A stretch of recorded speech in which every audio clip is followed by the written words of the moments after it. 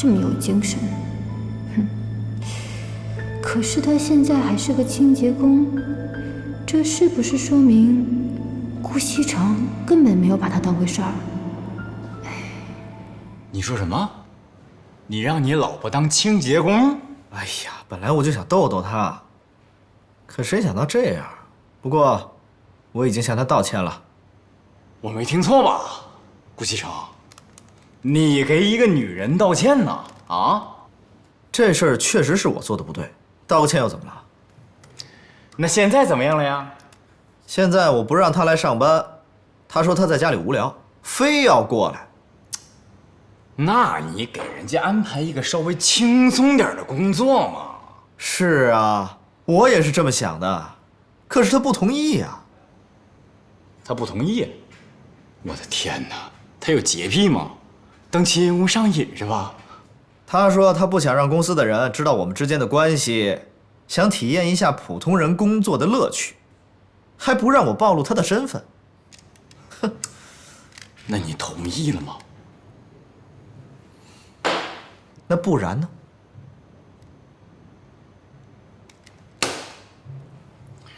喂，上阵，都听见了吗？没错，顾西城被一个女人拿住了，他对那个死女人唯命是从。快点给我挂了！何小姐，马上就可以看到全新的自己了，不要紧张啊！来拆吧。这段时间你配合得很好，我相信效果会非常好。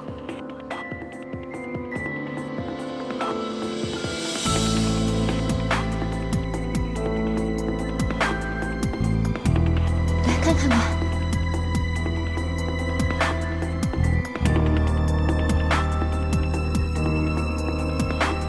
怎么样？感觉怎么样？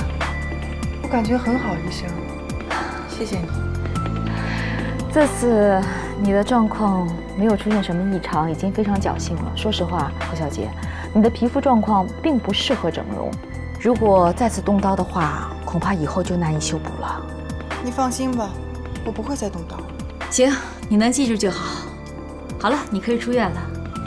不过你要记住啊，在接下来这段时间里呢，一定要按照我说的去做，好好的保护你这张脸。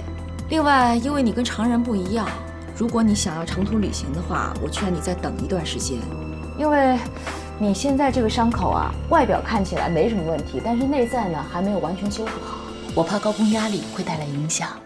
我都记住了，医生，你放心吧。行，